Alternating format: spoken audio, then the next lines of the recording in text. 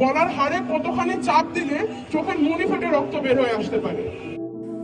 অবশেষে পাওয়া গেছে মৌমিতা দেবনাথের সেই ফিমেল কলিগের খবর, যে ঘটনার সময় মৌমিতার হাত চেপে ধরেছিল।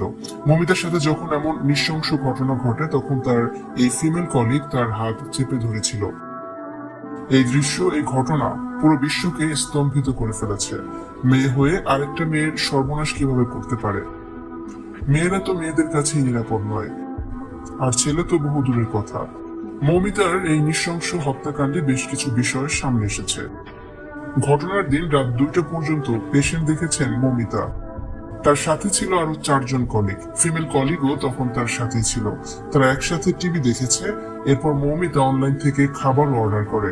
সেই খাবার 4জন মিলে একসাথেও খেয়েছে। খাবার খাওয়ার পর একটু বিশ্রাম নিতে চলে যায় 4তলায়। কিছু সময়ের জন্য চাপমুক্ত থাকতে চেয়েছিলেন মৌমিতা। কিছুক্ষণ ঘুম দিয়ে আবার ডিউটিতে ফিরবেন তিনি, এমনটাই ছিল তার পরিকল্পনা। টানা 36 ঘন্টার কল অন ডিউটিতে ছিলেন মৌমিতা দেবনাথ। কে জানতো এই ঘুমই তার জীবনের সর্বশেষ ঘুম। মৌমিতা ধর্ষণ কাণ্ডে উঠে এসেছে বেশ কয়েকজনের নাম। এই ঘটনার সাথে জড়িয়ে আছে একটি বড় চক্র, যা কিনা আরজি কর মেডিকেল কলেজ হাসপাতালের ডাক্তারেরাই। আর এই চক্রের মধ্যে নাকি তার ফিমেল কলিগও জড়িত ছিল। এমন খবর কান পাতলে শোনা যাচ্ছে সে নাকি মৌমিতার খবরাখবর জানিয়ে দিয়েছিল ধর্ষকদের। তাই তো মেয়েরা মেয়েদের কাছে এখন নিরাপদ নয়। মৌমিতা কাণ্ডে 20 জনের নাম উঠে এসেছে এখন পর্যন্ত। জিজ্ঞাসাবাদের জন্য নিয়ে যাওয়া হয়েছে তার ফিমেল কলিগকে। মৌমিতা দেবনাথ হাসি খুশি প্রাণ চঞ্চল একজন তরুণী।